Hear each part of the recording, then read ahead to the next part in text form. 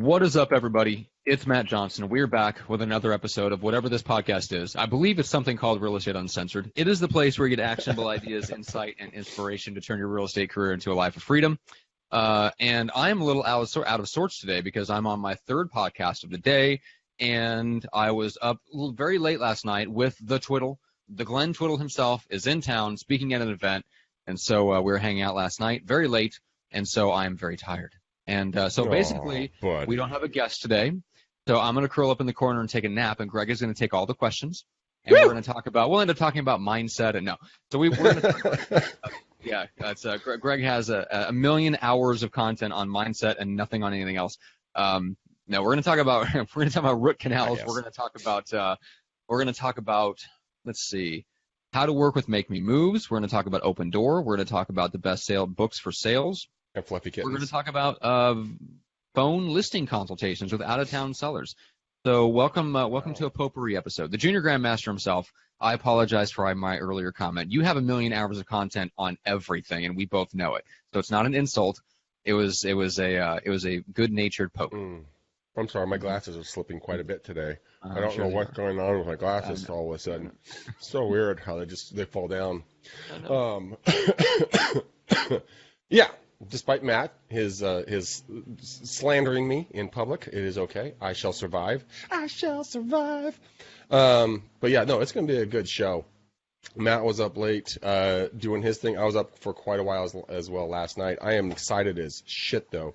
Nick Sakis and I are working on some really epically cool shit behind the scenes. This new program he's working on and coming out with. Guys, I mean, you talk about two people that can dork out. Nick and I get so excited about this. We're like third grade girls. So we're like, when we talk about this, because the power of this thing is really incredible, and it's so easy to build. It's unreal. One of the guys that he's doing some original beta testing with is getting stupid good number of returns on these little videos that he's putting out there. And I'm talking thousands of views.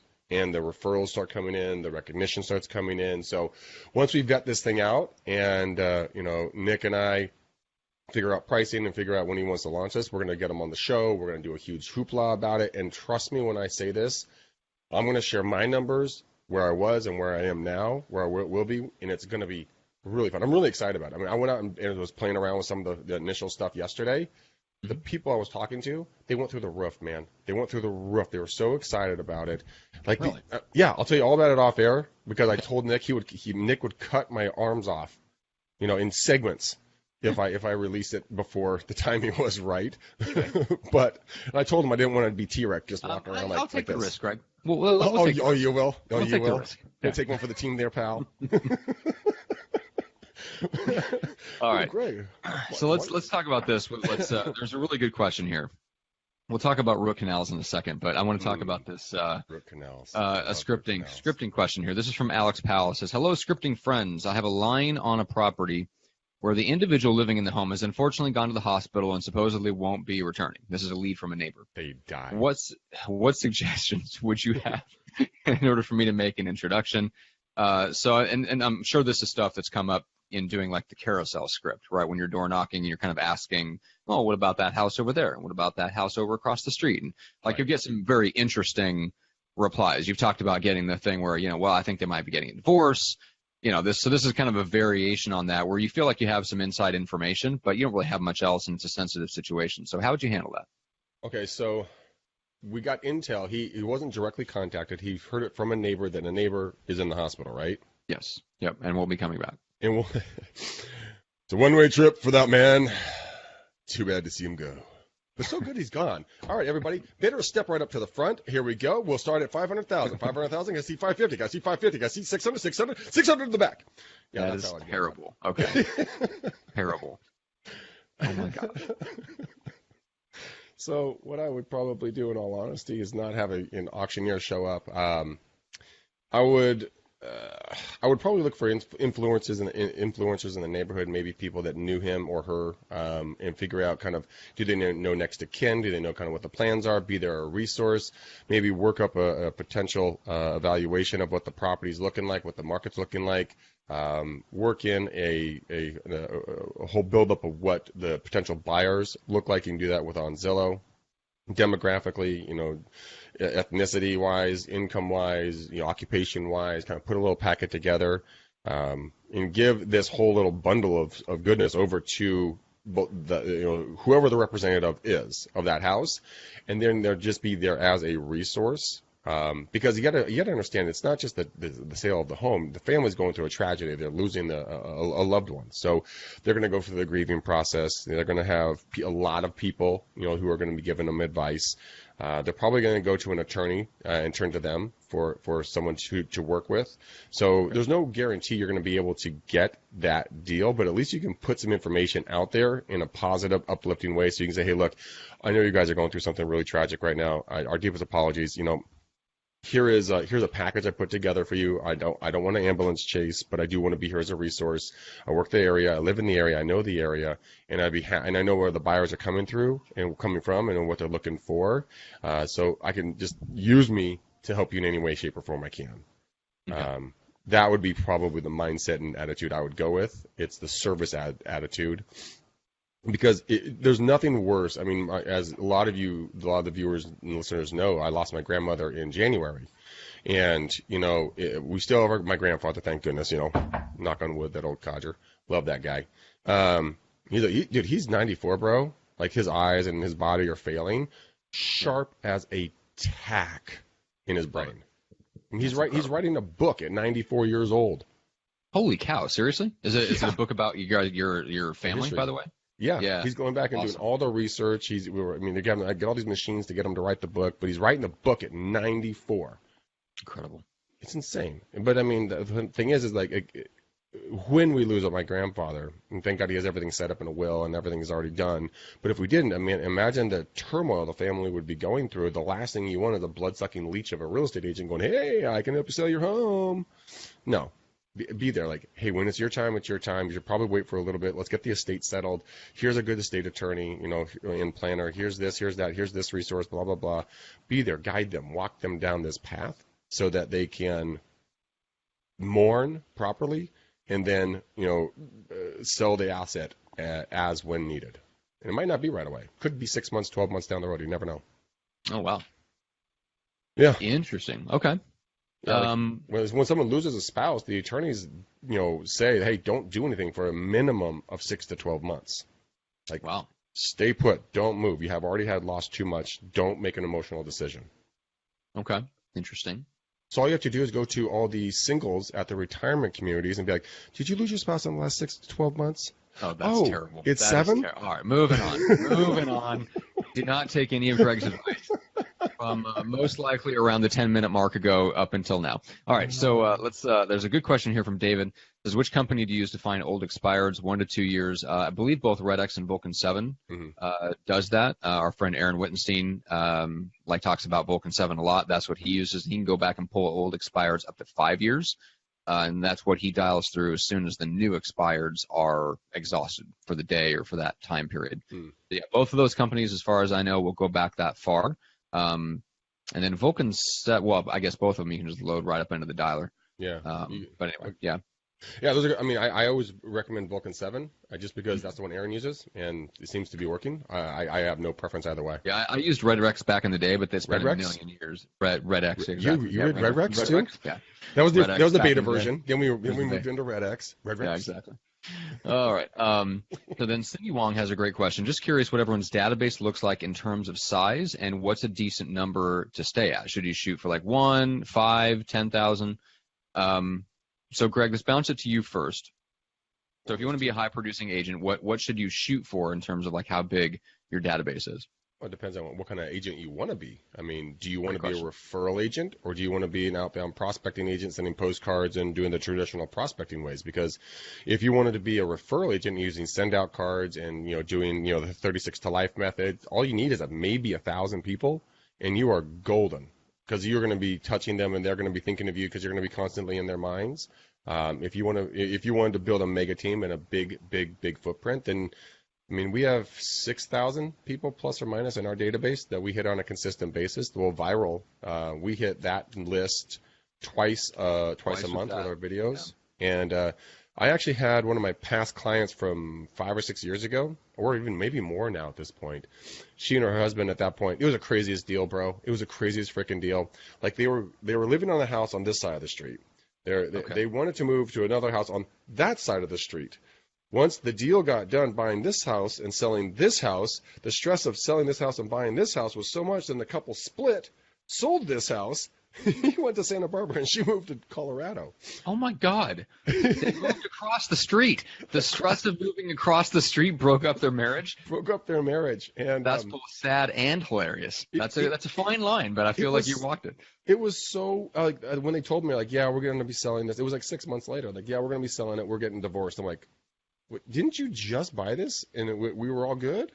Yeah, it's just not going to work out. I'm like, okay, we'll help you do it. And then she's moving back to Danville. Okay. Actually, should be back in Danville very, very soon. And guess what's been keeping her in touch with our team? Viral. Nice. Obviously, there you go. She loves the videos and she loves being kept in the loop with everything that's going on. Love it. That's awesome. Thank you, Frank Diaz. So we got a bunch of people watching. Robin Hayes, who I did a podcast with this morning. What is up, girl? Issa, Dennis, Susan, Yvonne. Sorry if I don't. It's depending on what the pronunciation is.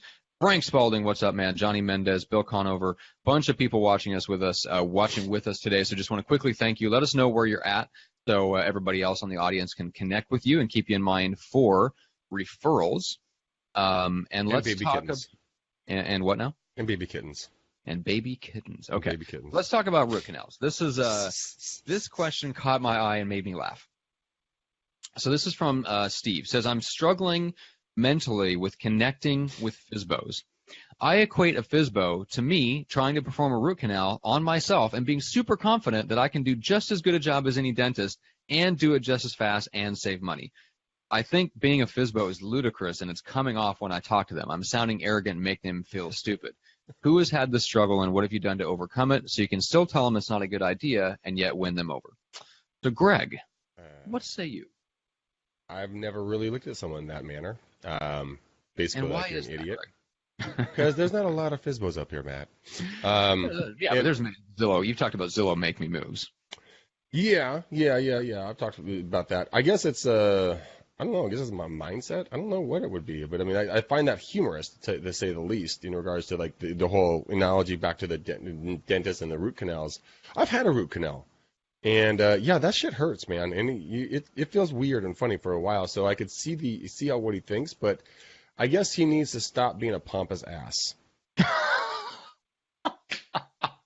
Be honest with you. I probably love the guy if I ever met him, but I mean, I'm not trying to be rude, but if he knows he's being a dill, then he needs to stop being he needs to stop being a jerk and just say, look, these people need help. I'm here to help them. Ask questions, be empathetic, be sympathetic, say, help me understand what's going on, understand their plight. So it's not just like hey, look, Matt, Julie, look at those fucking morons. They're trying to sell their own house. Suckers. God, they're going to lose so much money. It's going to be hilarious. Let's go insult them personally when we talk to them.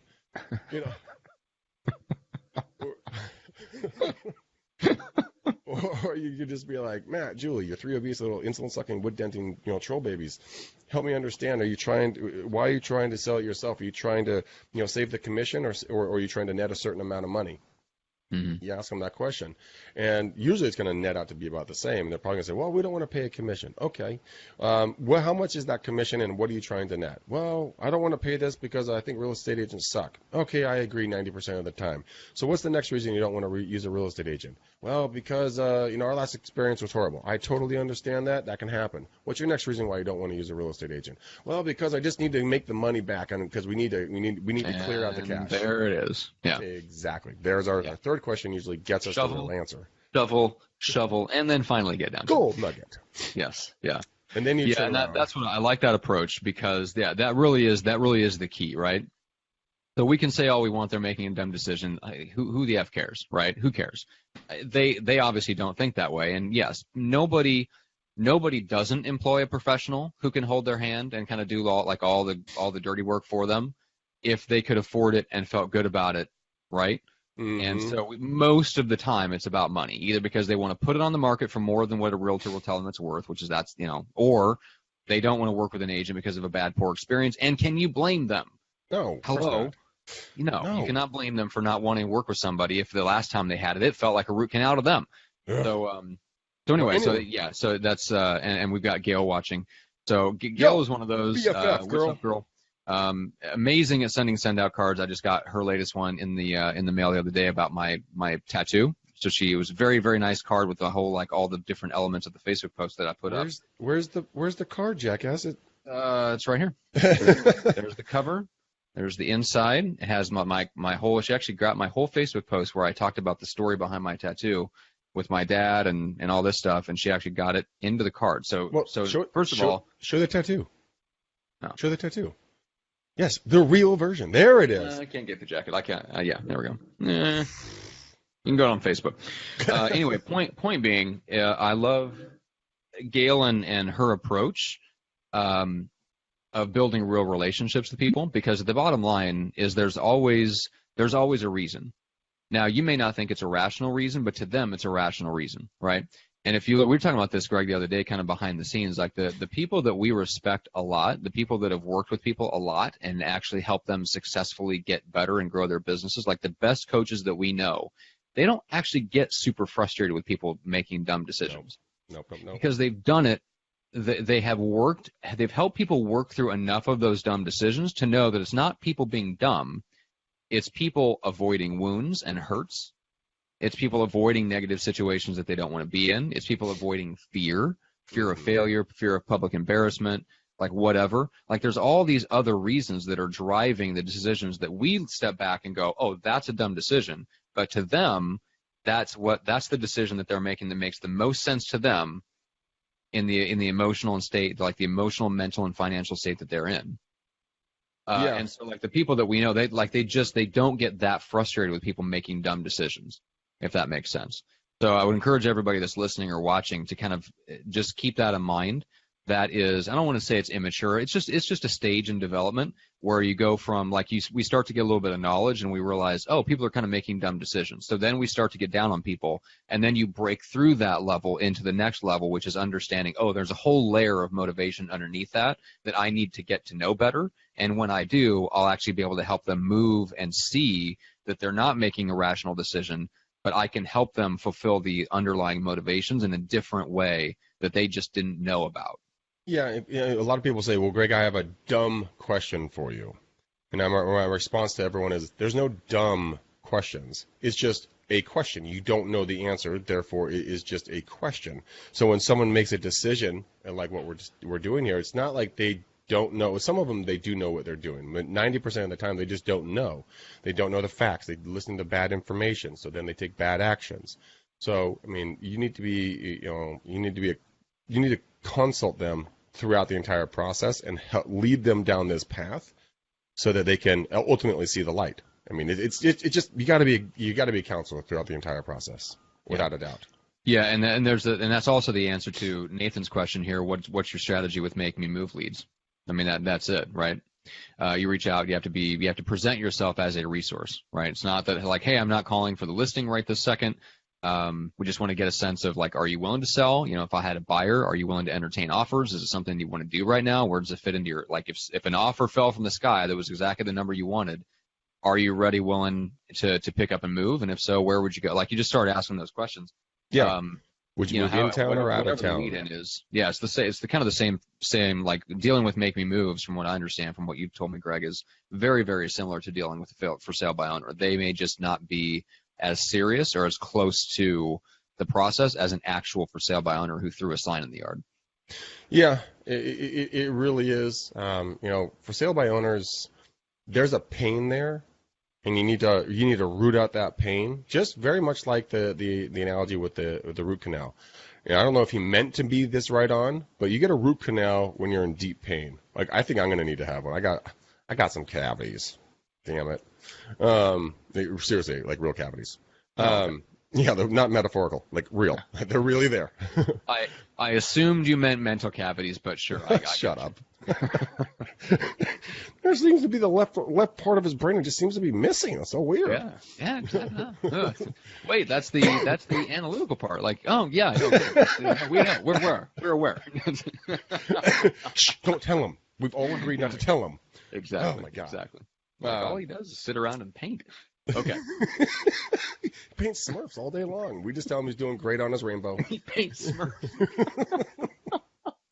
Like, the local art stores are running out of blue. All the guy does is sit around and paint.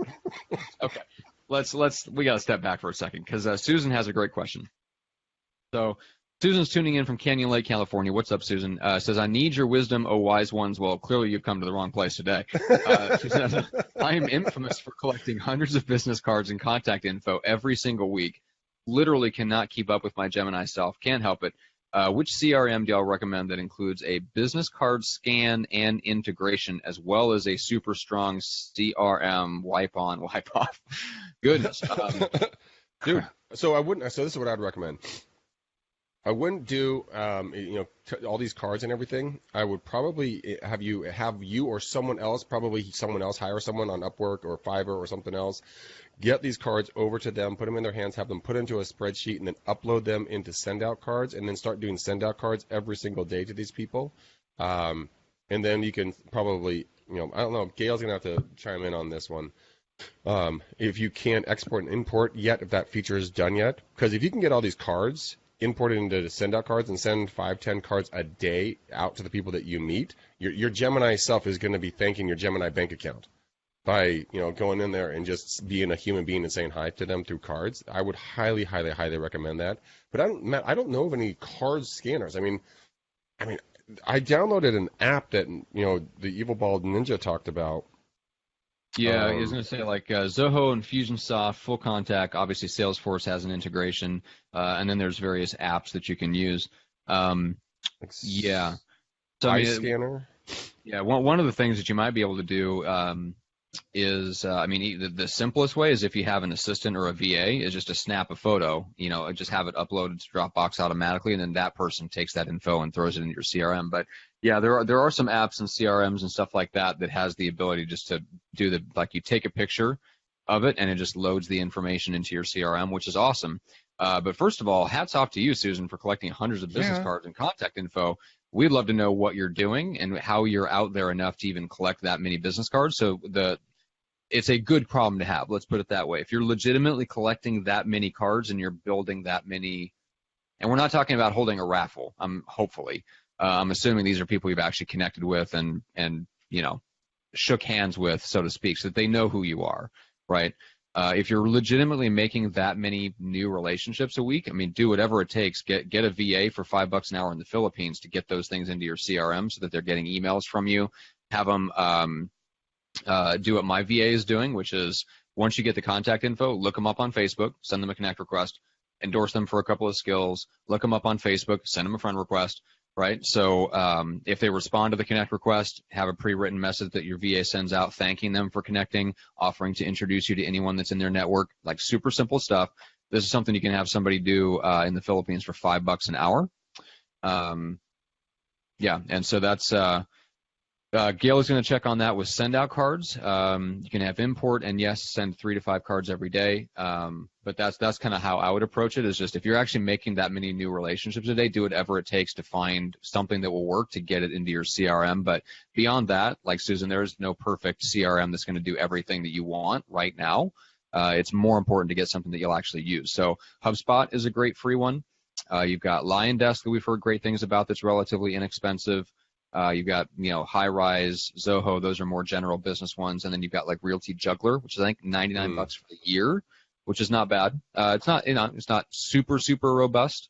I would rather see people go with like Conversion, for example, or Contactually. Both of those I've heard great things about those, great things about Follow Up Boss. All of those are relatively inexpensive. You don't have to be a super high producer to afford any of those. No, but then the biggest importance, Susan, is don't wait for the perfect one. Just use whatever you have right now and just get to work. Put them in, Put them, do something. Hire someone to import them for you because it's going to back up. It's going to take all of your time. Take a high S, a high C who loves data entry. Let them go to work on this thing. You go out there and still go be that beautiful soul that you are and keep meeting all those peoples. Because, Gail, you and I have to talk off show, by the way, because my biggest problem is that I can't find enough people to send cards to that are not freaking real estate agents. But the reactions I'm getting are phenomenal from when I send the cards. People come back, like I'm sending it to old friends, I'm sending it to other folks, and they're just getting tickled about how cool the cards are. So just start sending the damn things. That's the most important thing. Don't wait for perfection. Don't be Matt. How dare you? I was waiting for that. You're like, what? That's me. How dare you? Well, and by the way, Greg, why are you waiting for them to be non-agents? I mean, part of what we're doing here is helping agents be more successful and, allowing them to join our team. So wouldn't you want to send out cards to a couple of agents a day? I am, Matthew. Okay, I'm just trying to build my business as well, you greedy bastard. Oh, that's awesome. Okay, let's talk about listing presentations over the phone. So I think the only time this situation ever came up to me, I had an out-of-state owner respond to one of our direct mail pieces. And what's funny is that we were running guaranteed sales, so she had decided she wanted to work with me based on the mail piece, and then the phone call was wrapping it up. So I didn't really have to do a lot of convincing.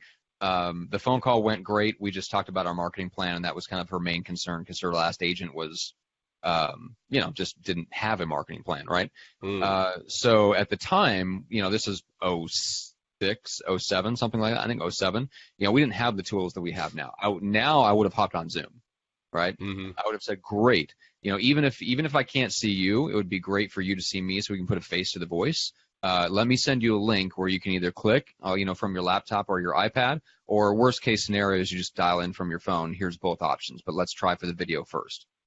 That's kind of how I would handle that, is just at all cost, do everything possible you can to get them on Skype, FaceTime, Zoom, something like that, where you can see and interact, and they can get a sense of each other's body language and a lot of the same dynamics of being face to face.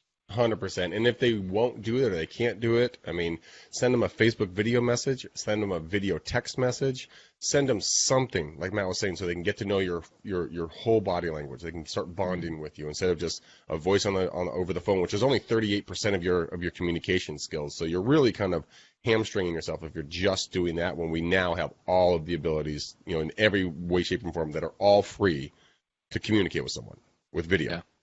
Yeah. It's paramount.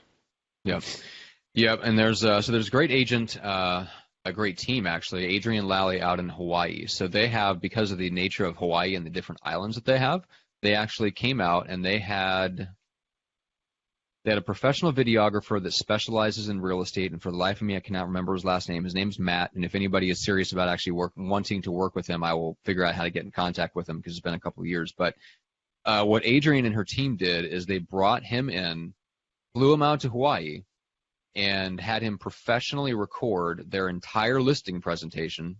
Wow. From start to finish, 45 minutes, something like that, and put it into a professional package so that when they had the off-island, resident where they didn't want to get into a plane or a helicopter or something like that to get over to that particular island or take a ferry or whatever for what might turn out to be not a great listing appointment, they would send that video in advance. And then once they watched the video, if they had questions and wanted to meet for, quote, a second time, then they would physically come out to the property and have an actual listing presentation. So that, and it legitimately works. It works great for them. And so I do think it's a great idea if you're in a situation where, let's say you're in San Diego and just the traffic, to get across town, you don't want to deal with. If you're in a situation like Hawaii and there's islands involved, or if you just deal with a lot of investment properties, let's say you're dealing with a lot of absentee owners or a subdivision that you want to work in, a lot of them are rentals, so they don't actually live there, they live somewhere else. I think it'd be a great idea to have your entire listing presentation documented on video, and you can do it professionally, or you could just sit in front of a Zoom, just like what we're doing here, and just record yourself doing what you do in front of a seller. Yeah, why not? Why not? And it doesn't even have to be a real seller. It could be your sister and brother-in-law. It could be your parents, your parents' next-door neighbors, your next-door neighbors. It could be your best friends. I would like to volunteer, Greg. I will do it. Reach out to Greg. Greg will be on the other end of your listing consultation for an hour on video, 925-915-1978. Oh, Johnson, you just crossed the line, buddy. You just crossed the line. I have the secret key to your phone number. All right, 402-881-6338.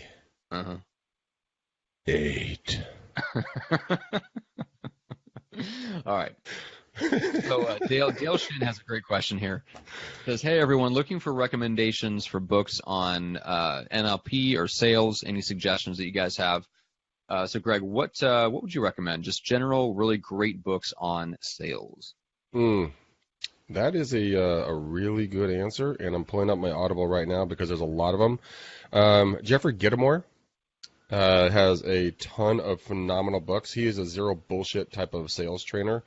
He has a little red book of sales answers. He has a little red book. He has a bunch of other little red books and like 12-point something, answers to different things. So Jeffrey Gitomer is one of my absolute all-time favorite sales trainers. Another one of mine is one of your guys is Jeb Blunt. Jeb is just ridiculous. He has a podcast. A lot of the stuff that Jeb puts out is really incredibly good. Just all around stuff. He has the Sales EQ, phenomenal book. Then there's obviously, Dale Carnegie, which is just kind of mindset and stuff like that. I haven't read it yet, but Spin Selling is something I'm looking forward to looking into. One of my most favorite books is Unfuck Yourself by Jerry John Bishop. Oh, God, that book was good. Seriously, dude, that book was freaking good. Like, I was stunned on how good that book was. But, just from mindset, knowing and understanding the power of mindset and mental talk to yourself in business, The Answer is probably one of my favorites. One of the guys that came from The Secret. I'm going through this right now. It's a workbook and some other stuff. It's phenomenal to actually understand your mindset through business. Okay. What about you? Well, so to answer the original, I think the thrust of the question was like on NLP or like the actual technical stuff of selling. So a couple of ones that I picked out. These are classics, but I think very good. So Unlimited Selling Power. This is by Donald Moyne and Kenneth Lloyd. This is from the 80s. If I remember right, I think I came across this book because it was referenced in. It had to be Tribe of Mentors or Tools of Titans, maybe Tools of Titans, yeah. What's his name? Tim Ferriss played his book. Yeah, because I wouldn't have bought this just randomly. I think it was referenced in that. So it talks about developing and using scripts, using hypnotic sales questions, sales stories and metaphors. It gets into a lot of phrasing, very, very tactical language level stuff if that's what you're looking for. But I would say the mindset stuff that I find is actually more valuable. Because the language stuff without the right mindset behind it ends up you get so wrapped up in the technical part of the scripting that people can tell. I was actually talking with Glenn Twiddle about this last night. I asked him about what his feelings were about NLP, and he said, "Look,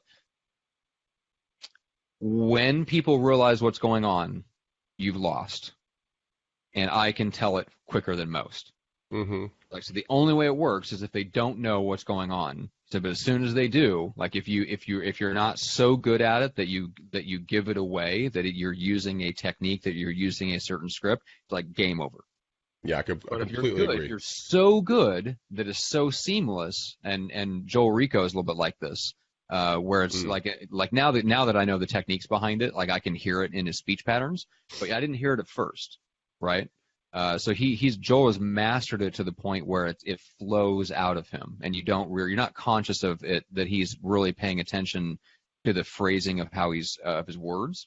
If you can get to that level where Joel is out, awesome. Like it's extremely powerful stuff. So you want everyone to become manipulators? No, that's not. That NLP can be used as manipulation, but it doesn't have to be. Right? It's just a tool. It's just a tool to get people to see things from your perspective. It depends on what you do with it. Or you're a tool for using a tool. Yeah, well, so are you. All right. So here's another one. So Zero Resistance Selling. Now, one of the reasons that I like this one is because the subtitle is Achieve Extraordinary Sales Results Using the World-Renowned Techniques of Psycho-Cybernetics. So in other words, cool. This is the specific application written by Maxwell Maltz himself with Dan Kennedy of how to apply psycho-cybernetics specifically to sales, right? So he talks about selling successfully when you're in over your head, how to easily eliminate stalls and objections, how to conquer call resistance, like visualization and mental rehearsal techniques, zero resistance selling. It's insanely good. How to enjoy happiness and peace of mind as a professional salesperson, like really good, like mindset level stuff. That actually sounds like a good book. Which one's that one again? Zero resistance selling. Zero resistance selling. I'm surprised my dad doesn't have that. He probably has it in his. He might. In his I would be surprised if he didn't. It was Maxwell Maltz was big back in the day. So, yeah. And then my final recommendation, this right here, Promptings by Cody Bateman, which is the founder of Send Out Cards, who are getting lined up. Oh yeah. By the way, thank you, Gail, for making that hookup. That's going to be a killer episode. This is the book that Gail recommended to me that actually made me want to get him on the show, because this is it's called Your Inner Guide to Making a Difference, is the subtitle. Now I have to go buy the book, Matt. Now I have to go buy the book. Now I have to go buy the book. I can't sit there. I give recommendations and they're good. They're good books. They're very good books. Okay, Donald. They're good. It's very, very good. It's a good deal. It's a good deal. It's a very good deal. Huge. Anyway. Okay. So the thing I like about the book Promptings is that if you want to build a sales business that has, whether you want to limit yourself to this or not, every good business, if it's actually healthy, will generate referrals and repeat business. Now, whether it's 90% of the business or whether it's 50 or 60%, like that depends on whether you want to do other lead generation on top of it. But at the very least, we should be giving service to the point where we get repeat and referral business, right? Well, part of the way that we continue to generate that is by looking for those opportunities to connect and reconnect and reach out and touch people that we, a lot of times, Greg, will let slip by. And that's what you're working on right now, and kind of you and Gail are working on that by setting a goal for how many cards that you send out a day. And that's just an example of one activity that you can do, but I do love that activity. What it does is it forces your brain to start looking for more opportunities, and when you see one, when you get prompted, when you feel that little, I should send them something. When you feel that, it matches up now with a goal that you've set. So now, in the past, you would have let that go and go, I should really get I should really get something over to them, and then the opportunity would let it's already gone by. It's gone by. That happened to me yesterday, Matt. I was driving around looking for people that were doing with Nick Sakis in regards to this new product he's building. And there's this old hamburger joint in Walnut Creek. I mean, you and I, when you were up here, dude, we drove past it a ton of times. It's been here for 40 or 50 years. I mean, it's straight old school. Like, there's no fluff, no frills. It's just burgers and fries and sodas and beer. That is it. And I never thought about walking in there. I'm going to go get a burger after this. Love handles. Let's wrap the story up. I got to go. I got a double cheeseburger with extra fries. But no, I had this prompting. I saw it across the signal, and I'm like, I don't want. I'll go there later. And I look next to me, and usually this part of town is packed with traffic, not a car in sight. And I'm like, okay, it's green. I just kind of merged lanes, and I went over there. I'm like, there's no the parking spot right in front of this damn thing. I pulled up, parked right in front of this thing. I'm like, why do I have this urge to go into this freaking burger shop? I walked in there. And I talked to the lady. I meet Michelle. She's the owner, wonderful woman. I talked to her about the coupon prompting thing we're doing, and she's like, "No, we don't do anything." I'm like, "Would you be interested?" She's like, "Yeah, I'll be interested." And she threw out a coupon, and I'm going to go film with her on Friday about doing this whole thing, right? And it's just one of those things. I don't know why I was prompted to go in there, but I know that there was a reason for it. And I'm interested to see how it turns out, and that's just one of those inner little tweaks, the promptings, right? Yeah. That was one of those things, like when you get a gut urge to send somebody a text message, pick up the phone. When you get a gut urge to go visit someone, go visit them. They are for real. That is your intuition speaking to you. Yeah. Listen. Matt doesn't. I got to turn his volume all the way up. I'm like, Matt, I'm over here. Pay attention to me. Matt, I'm your friend. Matt, see, there he does it again. He's chasing flies. Like, ooh, there's something interesting over there I'm paying attention to. Okay. All right, so let's finish up with this question. This is from Michael. It says, instead of listening with you, I've decided to go with Open Door instead. And then the world comes crashing down. We all want to kill ourselves. So so how do we overcome that objection, and what's going on with Open Door? So Open Door, I was having a conversation with one of my friends last night, Stephanie. And I have so much fun talking to her. Is Stephanie's last name a heavy cough? Yes, Steph. Yeah, that's her last name. It's very ethnic. But the thing is that Stephanie, she's a very very smart girl. And so the conversations that we have are very high level, with intelligence. And yes, Matt, I did say intelligence. It's okay. It's not a curse word in my vocabulary anymore. But one of her friends is actually the CEO of Open Door, and so we were talking about it last night. They just went through one of their third round of raising money, and they raised another $325 million for it with a now new evaluation of $2 billion. And what they're doing is that they are just buying up properties right and left, upside down and backwards, and they're going after predominantly the people that are more investors or flippers, the properties that are in distress of some way, shape, or form.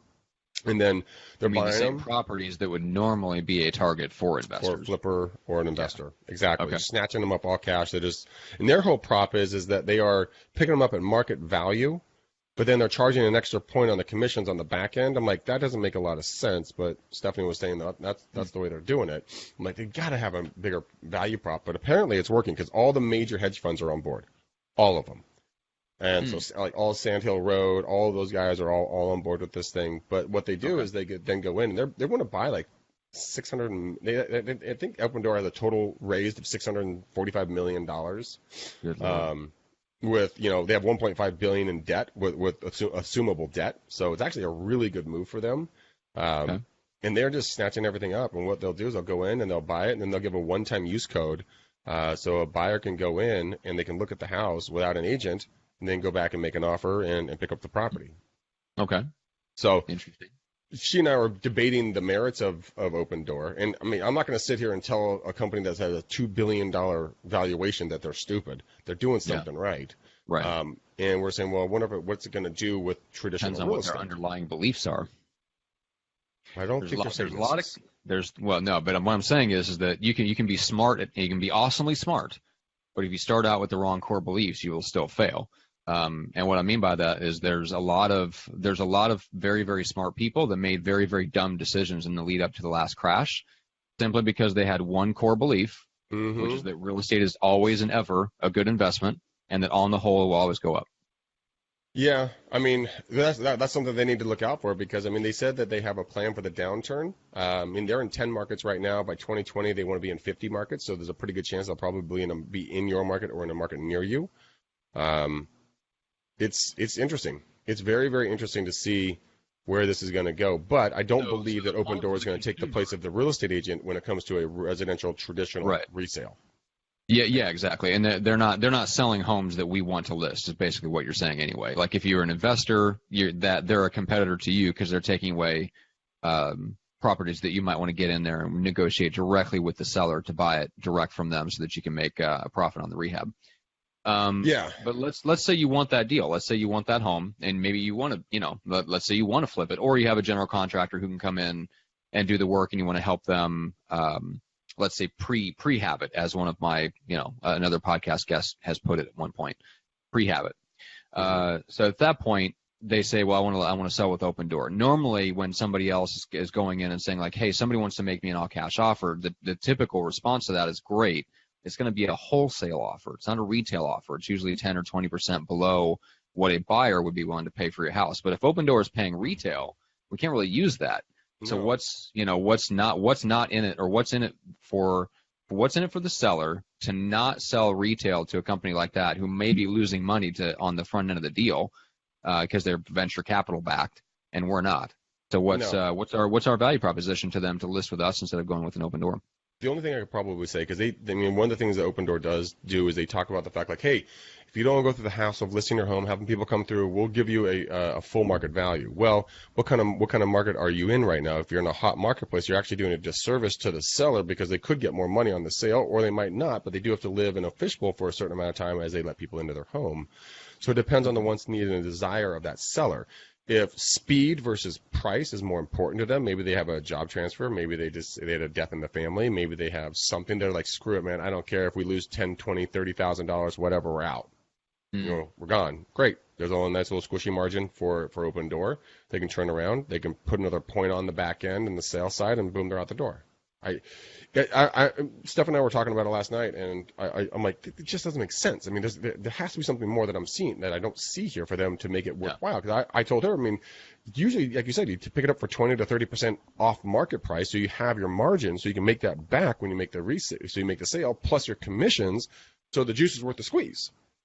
And you have holding costs in case it doesn't sell for a while. I mean, all these different factors. Well, the X factor in that is that if it doesn't make sense because there has to be enough juice in it to be worth the squeeze, and they're messing around with the commissions, then the commission, there's always room in the commission, because you can always do what the UK does, which is pay their agents on salary with a small or non-existent bonus, and the agents just go in and they work for the company, and they're customer service reps, they're account managers. That's what the entire country. Would you stop giving the big company ideas? The entire country of England does. Well, fuck them. Yeah, it sounds horrible. Anyway, I love all my Brits, but I hate your theory on real estate payments. Hey, whatever. Well, I mean, the bottom line is something's going to disrupt the industry at some point, and there's a couple things on that. So there's two things that will save us and equip us for whatever comes post that disruption, which is number one. Is it the Queen? It's always going to save us? No, the Queen will not save us. Is it Spotted Dick? Spotted Dick? No.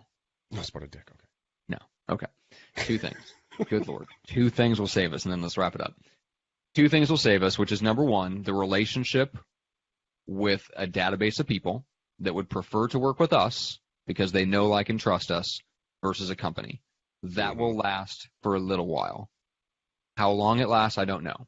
Let's say something major happens in the market, or I'm meaning like in the way that real estate is sold. Some big tech company comes in and does X, and it changes the way real estate's sold, right?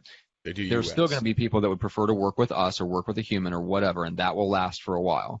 But the real thing that saves us is, are we using real estate to build an entrepreneurial muscle that can be flexed and applied to other things, so that if and when the real estate game changes and either commissions go like this and get squashed, or all of a sudden we're competing against employees of a big tech company, and whatever the case is, like if something really radically changes, what we really need to fall back on is the fact that we've built up an entrepreneurial skill set to where we can learn a new skill and take all the other business building kind of entrepreneurial skills that we've learned in being in real estate and apply it to something slightly different. Yeah, I mean, it's going to shift. I mean, we have Open Door that has just raised $325 million. That's a lot of zeros. That's our third round. They have a $2 billion valuation. Then we have Zillow, who is openly engaged in Offer Now. So tech companies are already dipping their toes into this. It's not. Yeah. The only question is, it's happening. Work. Well, there's two questions. Number one, does the numbers work? Which at some point the numbers are not going to work. In the next downturn, the numbers will not work. Second is just the culture of the public, right? Would they rather deal with a Zillow and Amazon and Open Door, whatever, because the trust factor is so high and they see those brand names everywhere? Or, you know what I'm saying, is it slow to catch on because they would still rather deal with a person than a big online brand? And I don't know the answer to that question. I'm horrible at predicting consumer trends, so I have no idea. So the thing is that yesterday I had a client reach out to me. I met her, Rebecca and her boyfriend a month ago at an open house. Mm-hmm. Did not talk to them for a month, even though I tried. They did not reach back.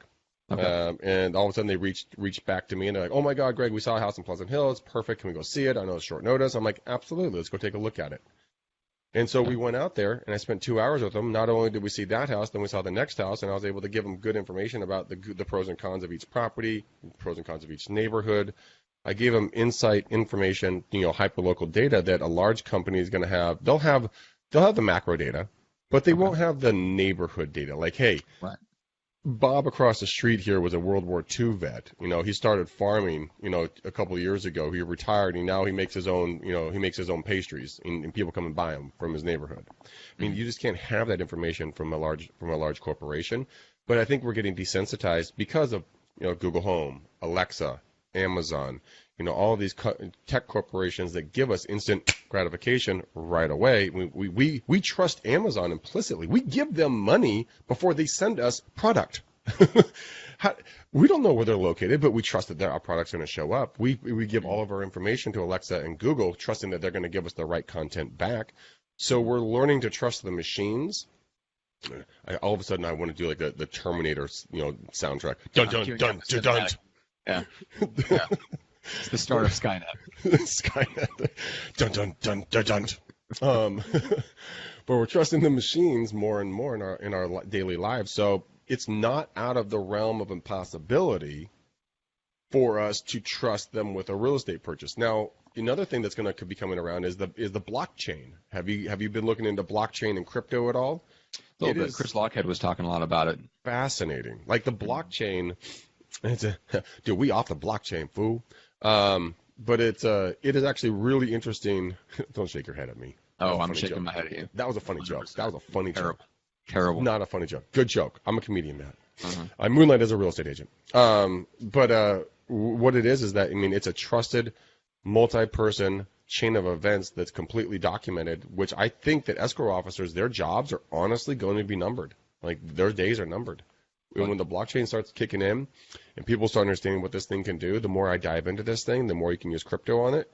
It's kind of the same way as 20 years ago saying you're going to hold a phone in your hand that can access the internet at lightning fast speeds. You can make phone calls, communicate on multiple different apps. You can talk around the world for free, and it's going to be lighter than a pound.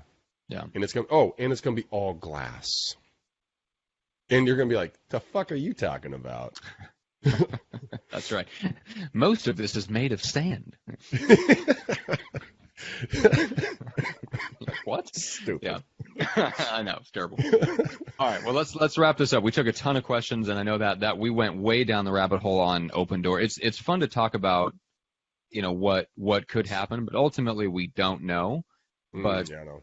The only way to be prepared is just to make sure that we have a reservoir of relationships with people who know, like, and trust us, give us a cushion, and then just to keep on building the skills, the skills of running a business, the skills of being in sales, the skills of figuring out how to market ourselves, because those don't change. No, right? Those don't change. The tools might change. We might shift more to Instagram, for example, than Facebook, which, by the way, follow me on Instagram, UX Machine.